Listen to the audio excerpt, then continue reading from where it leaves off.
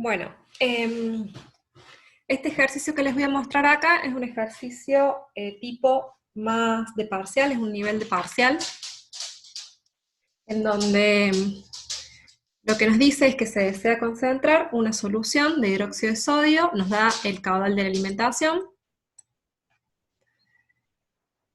y que la concentración debe ir desde el 5% hasta el 50%. Nos da como opciones para poder hacer ese proceso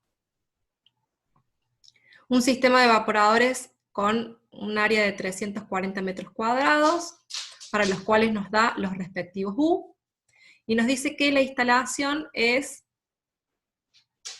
¿dónde lo dice? Es un sistema, acá está. La primera es un sistema de evaporadores de 3 efectos en contracorriente, es decir, es una alimentación hacia atrás. El segundo sistema también es una alimentación hacia atrás con un área de 210 y estos respectivos U. Y en el caso de que cualquiera de estos dos sistemas no alcanzara, nos propone que diseñemos un nuevo sistema que digamos cuál sería el área necesaria, considerando un sistema de 4 efectos, y nos da también los coeficientes globales. Para la instalación de este equipo nos dice que contamos con vapor a 8 kilos, y que en la última etapa vamos a generar un vacío del 97% con respecto a la presión normal atmosférica. Dicho esto, entonces nos vamos al MATLAB. Este sería el esquema de lo que dice el ejercicio. B0 sería el vapor de alimentación, que vendría a ser el vapor con mejores propiedades, sería el vapor que traeríamos de caldera como inicio de calefacción, y F0 sería la alimentación del sistema. En cada uno de los efectos, C1, C2 y C3 es el condensado del vapor de calefacción, y L1, L2 y L3 es el producto, es decir, la solución concentrada de cada efecto. Bien, entonces, lo que tenemos como datos son los coeficientes globales. También tenemos como dato la presión del vapor en la entrada. Entonces, con esa presión de vapor, ¿qué hago? Voy a tabla, a estas tablas que le mostré anteriormente. A ver si las tengo.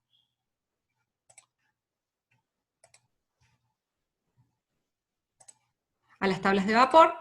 Entonces, con una determinada presión puedo saber cuál es la temperatura de ese vapor. Y tengo como temperatura del vapor de calefacción inicial 346,12 grados Fahrenheit. También me dice cuál es la temperatura de vapor en la última etapa. ¿Por qué? Porque me dice que el sistema está expuesto a un vacío del 97 de la presión atmosférica. ¿Ese dato qué significa? Me está dando el dato de presión de este vapor. El sistema llega a un vacío, pero el punto de mayor vacío va a ser este. ¿Sí? Porque por lo que está graficado además, el sistema de generación de vacío estaría acá, entonces cada uno de estos sistemas va a estar a un vacío menor, es decir, a un poco más de presión, efecto a efecto. Entonces el mayor vacío lo tendría en B3, este sería, esa sería la presión de este vapor. Entonces de nuevo, teniendo la presión de ese vapor, ¿qué puedo tener? La temperatura, entonces la averiguo. ¿Sí? Teniendo la presión de ese vapor, lo que puedo sacar es la temperatura. Entonces sé que la temperatura del vapor en el ingreso al efecto número 1 es 346,12, y la temperatura del vapor generado en el efecto 3, el B3, es 75,41. También conozco el caudal de alimentación, y conozco las composiciones de entrada y de salida, ¿sí? Porque tengo que ir desde 5% hasta 50%. Bien, para la resolución de este tipo de problemas, de nuevo lo que tenemos que hacer es un proceso iterativo. Entonces, como suposición inicial, vamos a arrancar asumiendo que la generación de vapor en los 3 efectos es igual. ¿Sí? Esta es la primera suposición que vamos a hacer para lograr la resolución de este tipo de problemas.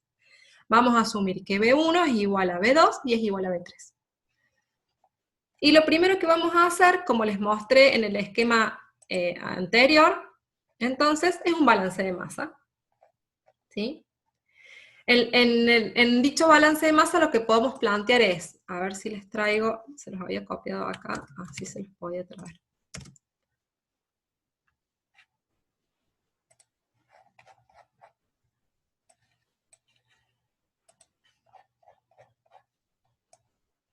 Lo que puedo plantear es que F0 es igual, este vendría a ser el balance global,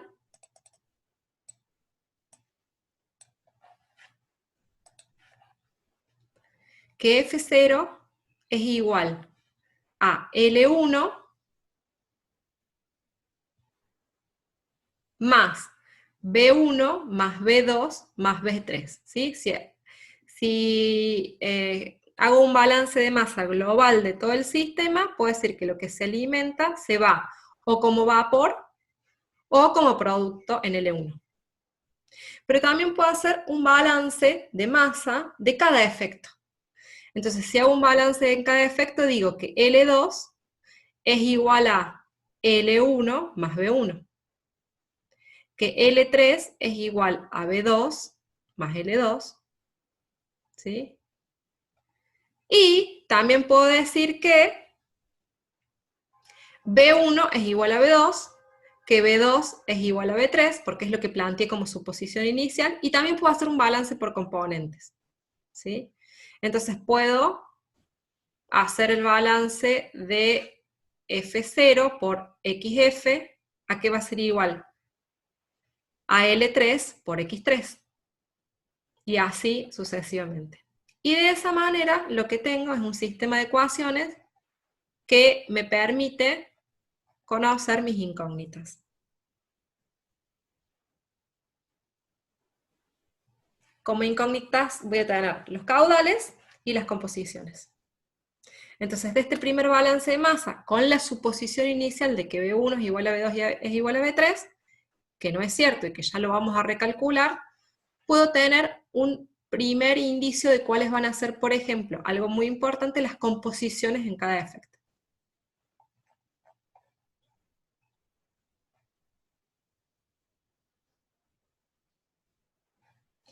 Bien. ¿Qué era lo otro que podía calcular? Vimos en el video anterior que podía calcular el balance de masa y el balance de energía. Pero para el balance de energía necesito saber las entalpías de cada una de las corrientes. Y para conocer las entalpías de cada una de las corrientes necesito saber a qué temperatura está cada corriente. Y lo que dijimos conceptualmente de este sistema de evaporadores es que la solución, por el hecho de concentrarse, genera un incremento en el punto de ebullición, un IP. Entonces, ese delta de temperatura en el punto de ebullición lo necesito conocer para poder calcular cuál es la entalpía de esa solución. Además, porque si volvemos a la fórmula del Q igual a U por A por delta T, ese delta T, recuerden que era la temperatura, el delta de temperatura entre el vapor de calefacción y la temperatura de ebullición de la solución. Entonces también necesito conocer el IP de la solución para calcular el delta T. Entonces, una vez que resolví el balance de masa, lo siguiente que hago es el cálculo de estos incrementos del punto de ebullición de la solución. ¿Y cómo lo hago? Fíjense. Por dato del problema, porque me decían a qué presión estaba el sistema, es decir, me decían a qué presión estaba el vapor de salida, el último de los vapores, el vapor que va hacia el sistema de vacío, hacia el sistema que genera vacío. Tengo que la temperatura de ese vapor es 75,417.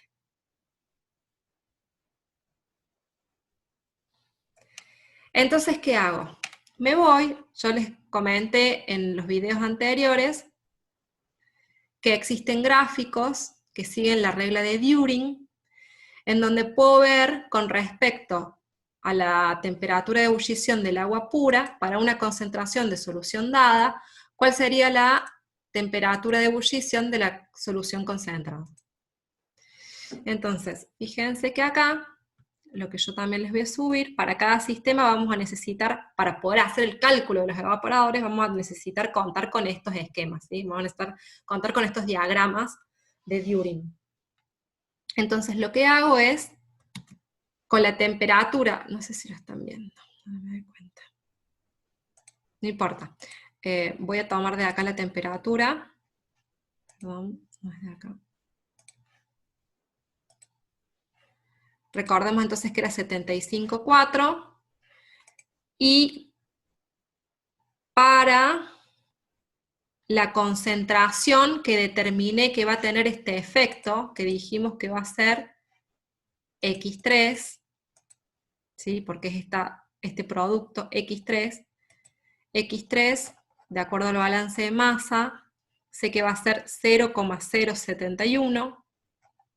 Entonces ingreso a la gráfica del diagrama de During y busco para una temperatura de ebullición del agua pura de 75,417, en una solución con una concentración de 0,071, ¿cuál va a ser la temperatura de ebullición de la solución? Y entonces, en ese diagrama, háganlo ustedes, les debería dar que la temperatura de ebullición es 80. Significa que ese incremento en el punto de ebullición va a ser de 4,583. Eso es lo que se incrementa el punto de ebullición de la solución a una concentración de 0,07 con respecto a la temperatura de ebullición del agua.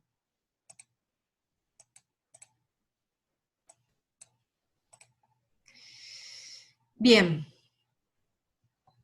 Lo otro que vamos a decir como suposición también, porque hasta ahora únicamente conocemos la temperatura de B3 del vapor de salida.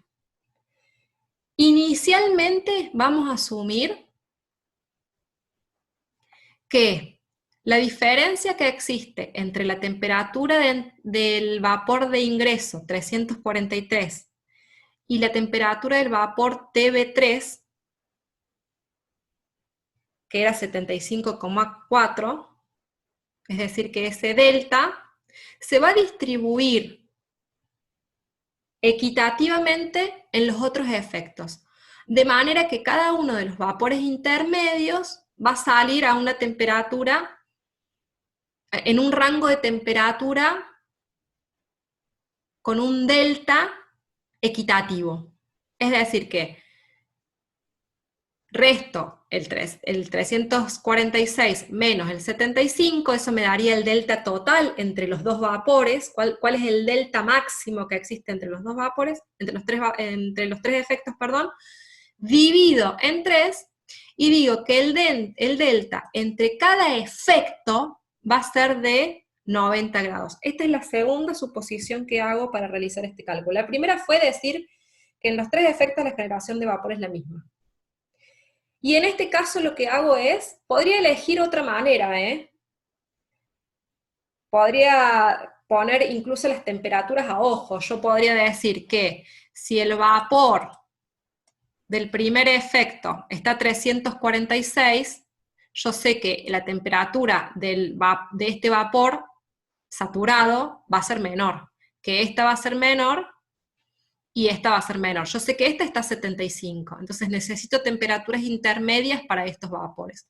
Ustedes podrían elegir poner estas temperaturas a ojo si quisieran, ¿sí? Que estén entre medio de estos valores, porque se supone que este vapor va a ser más pobre, este más pobre, y este es el de menos energía. Pero una forma sería, bueno, divido en 3 ese delta, y entonces ya tengo las temperaturas de B1 y B2. O también las podrían poner a ojo. ¿Por qué? Porque no las tengo inicialmente esas temperaturas. Pero sí sé, lo que sí sé, es que la temperatura de B1 es mayor que la de B2 y es mayor que la de B3. Y a su vez sé que la temperatura de B1 es menor que la de B0. ¿Sí? Entonces sé que tienen que estar en ese rango. Inicialmente elijo cuáles van a ser las temperaturas de esos vapores.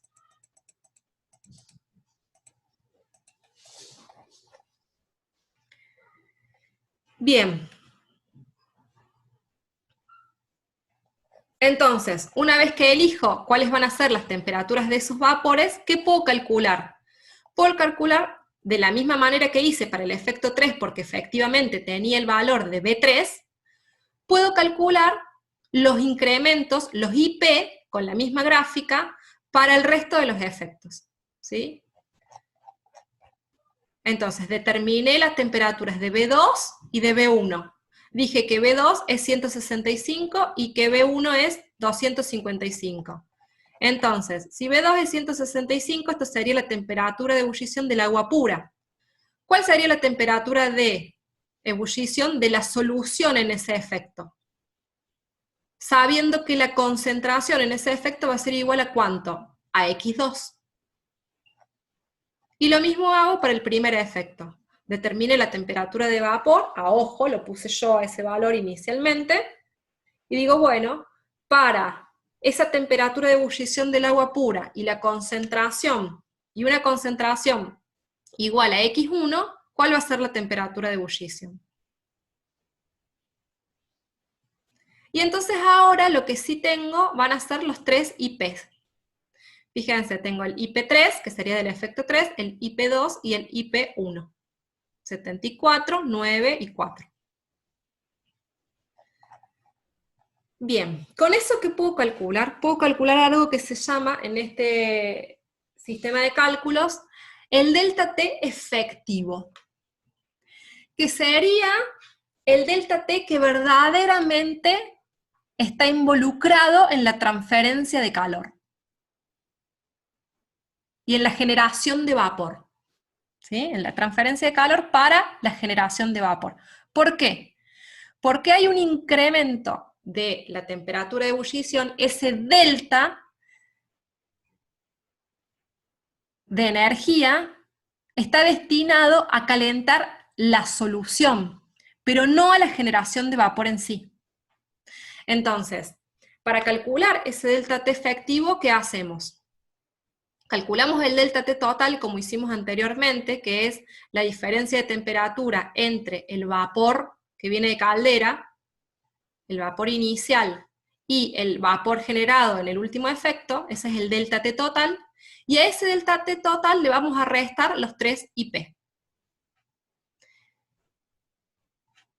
Y ese término se va a denominar delta T efectivo. Es el delta T que considero que está involucrado verdaderamente en la transferencia de calor para la generación de vapor. Y la última suposición que hacemos en este cálculo es que Q1 es igual a Q2 y es igual a Q3. Es decir, que el calor intercambiado en cada efecto es el mismo. Y entonces, lo que podemos plantear ahora es que Q es igual a U por A por delta T. Teniendo en cuenta esta suposición que Q1 es igual a Q2 y es igual a Q3, en un sistema de simple efecto, ¿qué pasaría? Que yo ya tendría el delta T. ¿Por qué? Porque ya calculé el IP. ¿Sí? Y ya tendría el Q, porque a esta altura ya pude sacar el WS, como les mostré en el video anterior. Entonces tengo Q, tengo delta T, tengo U y tengo A. En este caso todavía no lo pude resolver. Entonces lo que puedo plantear es un sistema de ecuaciones, ¿sí? De esa manera, entonces igualo, asumiendo que Q es igual a Q1, es igual a Q2 y es igual a Q3, y asumiendo que la suma de los 3 delta T en cada efecto va a ser igual al delta T efectivo, porque dijimos que entonces el delta T efectivo era ese delta T que era el delta T que verdaderamente se involucra en la transferencia de calor para la generación de vapor. ¿sí? Por eso es el delta T total restándole los IP en cada efecto. Entonces, como resultado de eso, se cumple que la delta T efectiva es igual a la suma de los delta T en los tres efectos. De esa manera, lo primero que obtenemos como resultado de ese sistema de ecuaciones son los delta T, ¿sí? Delta T1, delta T2 y delta T3. Bien. Y una vez que hicimos eso,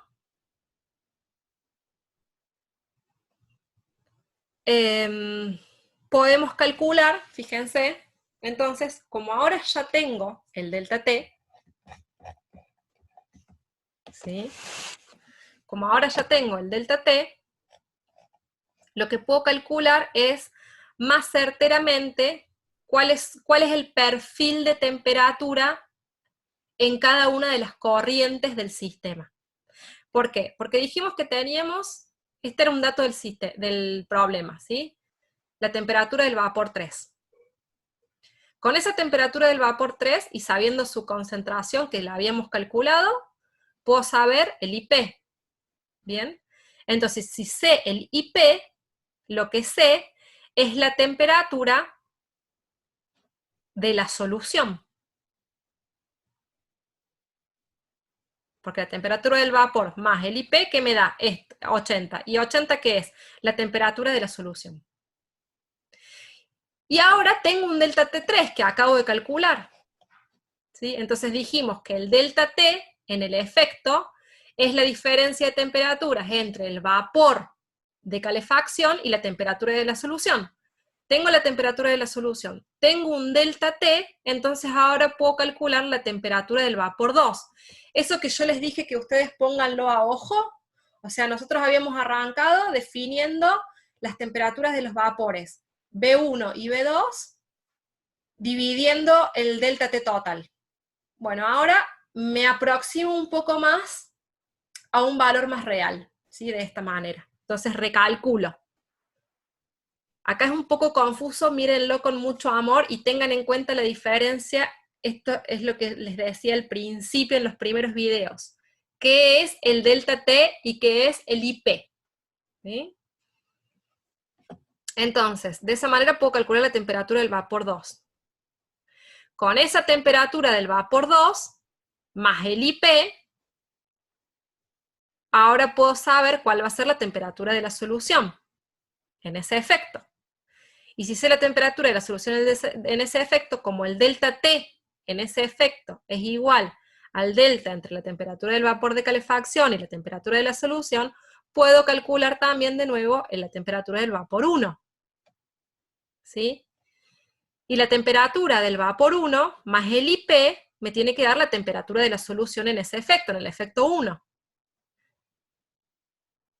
Y el delta T en ese efecto es la diferencia de temperatura entre el vapor de calefacción y la temperatura de la solución. La temperatura de la solución es 244. Entonces puedo sacar la temperatura del vapor calefactor, que es 346, que era un dato del problema. ¿Sí? Acá ustedes terminan de chequear que lo hicieron bien. 346, si recuerdan, era la temperatura de entrada que nos daba como dato el problema de este vapor. Entonces voy calculando hacia atrás y llego a esta temperatura. Este dato y este dato lo tenemos.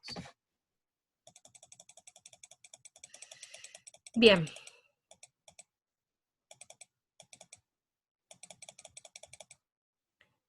Entonces, una vez que hice eso, ahora tengo el perfil de temperatura de todas las corrientes de proceso.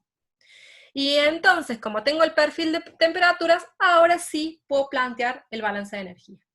Entonces, lo que hay acá es directamente el planteo del balance de energía.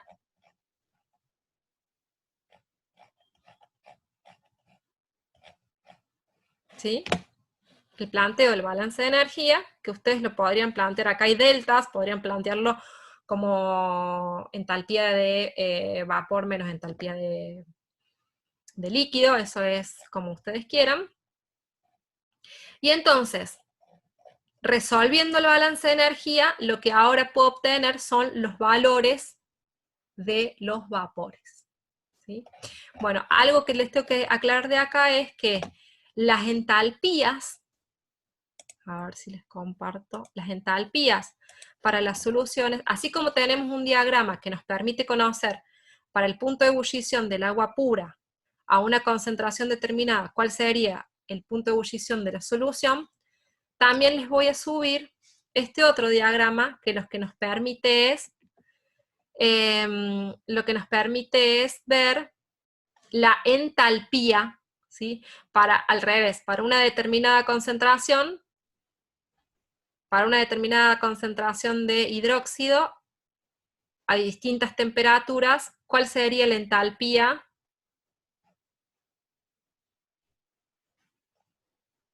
de esa solución? ¿Sí? Las unidades son las que están expresadas, no las veo acá, pero las unidades son las que están expresadas en el MATLAB, ¿sí? Bien, entonces de este diagrama lo que van a sacar es las entalpías conociendo la concentración de hidróxido de cada corriente y conociendo la temperatura de esa corriente, lo que pueden sacar es la entalpía de cada corriente. Bien. Dicho esto, volvemos al problema. Entonces, ahora tengo los vapores. Dijimos que esos vapores se condensan y son los responsables de entregar el calor de calefacción al sistema. Entonces, ¿ahora qué tengo? Los Q, que yo antes había dicho que los Q eran todos iguales. Ahora tengo distintos caudales de vapores, ¿sí? Entonces tengo los Q para cada uno. ¿Bien? Con lo cual, si tengo los Q, ¿qué puedo sacar? Las áreas de cada efecto. ¿Qué pasa? En un sistema de evaporadores, lo normal es que las áreas de cada efecto sean iguales. ¿Sí? Entonces, fíjense que en este caso no llegué a áreas iguales. ¿Por qué? Porque en todas estas suposiciones que fui haciendo, hice una desviación del cálculo y todavía no está cerrado el cálculo, ¿sí? Debería hacer una iteración más para que estas áreas me den iguales. O sea, ¿cuándo voy a considerar que el problema está resuelto? Cuando las áreas de los tres efectos me den iguales. Entonces ese va a ser el resultado de qué área necesitaría yo para cumplir con los requerimientos que me está pidiendo el problema con este tipo de evaporadores, ¿sí? Con esos U, en estas condiciones, con ese vapor de entrada, con ese sistema de vacío. ¿Bien? Entonces, como las áreas me dan muy distintas, lo que hace el problema es una iteración más, ¿sí? Lo que hace es, saca un área media, con esa área media saca nuevamente los delta T, y con esas delta T calcula de nuevo los IP. Esto lo van a tener que hacer ¿hasta cuándo? Hasta que las áreas, fíjense que al final del problema, hace de nuevo todo lo mismo, calcula los IP, hace de nuevo el balance de energía, saca todo de nuevo, calcula de nuevo, como hicimos recién, las áreas, y acá la diferencia entre las áreas le da más chica, ¿sí? Las áreas ya sí son más parecidas entre sí en los efectos. Entonces acá sí puedo considerar que el problema está resuelto. ¿Qué significa esto? Significa que el problema me dice que para cumplir el requerimiento de concentrar esa solución, esa cantidad de solución del 5% al 50% con ese vapor inicial y con ese sistema de vacío, necesito un área de 280 y pico. ¿Sí? Debería sacar un área media, pero asumamos que sea 285. Y el problema, ¿cuánto me daba? El problema me decía que eran de 340, es decir, que me sirve. ¿Sí? Ese sistema me sirve.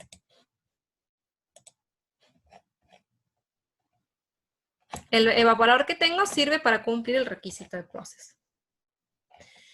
Bien.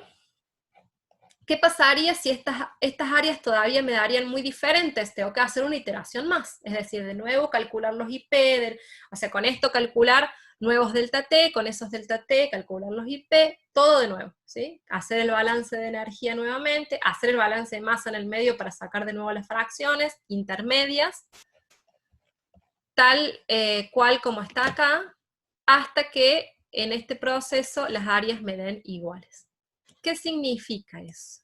A ver, tengan en cuenta entonces que lo que calculé fue, para un sistema de 3 efectos con alimentación hacia atrás, cuyos U son estos que me da el problema, y cuyo vapor de entrada tiene estas propiedades, y cuyo vapor de salida tiene estas otras propiedades, es decir, está expuesto a este vacío, las áreas que necesito son estas. ¿Qué pasaría si yo como vapor de entrada tengo un vapor de mejor calidad?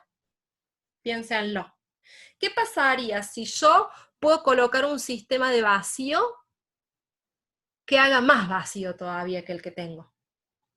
¿Cómo cambiaría? ¿Necesitaría más área o menos área para cumplir el requerimiento? A mí se me rompió uno de los eyectores del sistema de vacío. ¿Qué pasa si se me rompe un eyector? Que no sé si les mencioné bien que era un eyector. Ahora que me doy cuenta. A ver, les abro, porque estas últimas slides me quedaron...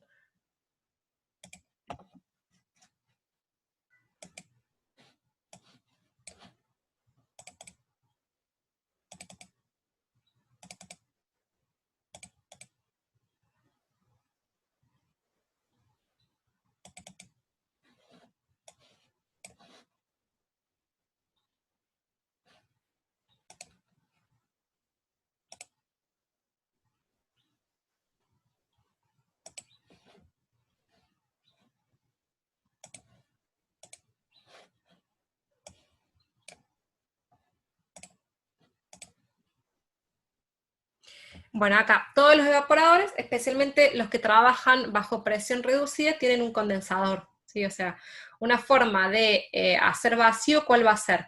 Condensar todos esos vapores que salen del tope del sistema de evaporación. Entonces eso, al sacar masa de un sistema, lo que estoy haciendo es hacer vacío. Entonces, un condensador, y luego de un condensador, los incondensables de ese condensador, o sea, todo aquello que no se logró condensar en ese condensador, pasan a otro sistema que puede ser una bomba de vacío o puede ser un sistema de eyectores, ¿sí? Un eyector.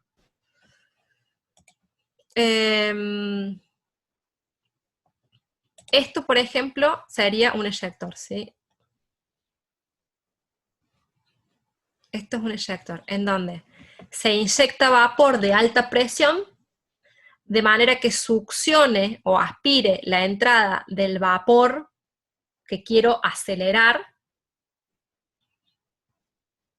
Entonces, esa aceleración de los dos vapores genera un vacío en el sistema que se encuentra aquí.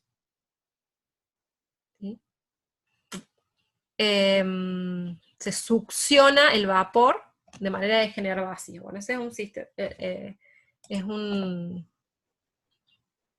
por supuesto que cuanto más vacío genere, más eficiente o más fácil es generar vapor. Entonces va a ser más eficiente es el sistema de evaporadores. ¿Sí? Entonces a eso iba cuando les preguntaba, o cuando les decía que piensen acerca de qué pasaría si en este sistema mejoro la calidad del vapor, disminuyo la alimentación, tengo menos condiciones de concentración, o sea, necesito concentrar menos, tengo un vacío más grande. ¿Cómo cambiaría? Piensen en eso para terminar de entender qué es lo que están calculando y qué es lo que está pasando. Bueno, espero que les haya quedado claro. Nos sacamos las dudas el miércoles, si no, acerca de este tipo de ejercicios. Les voy a subir este ejercicio para que lo hagan, porque este ejercicio, acuérdense que el enunciado tenía más de un sistema. Entonces, la idea es, yo les mostré uno de los sistemas, calculen ustedes el resto para ver cómo les da. Y calculen también el de simple efecto para entender la diferencia, para ver cuánto más fácil es, para que también les sirva para hacer un ejercicio más.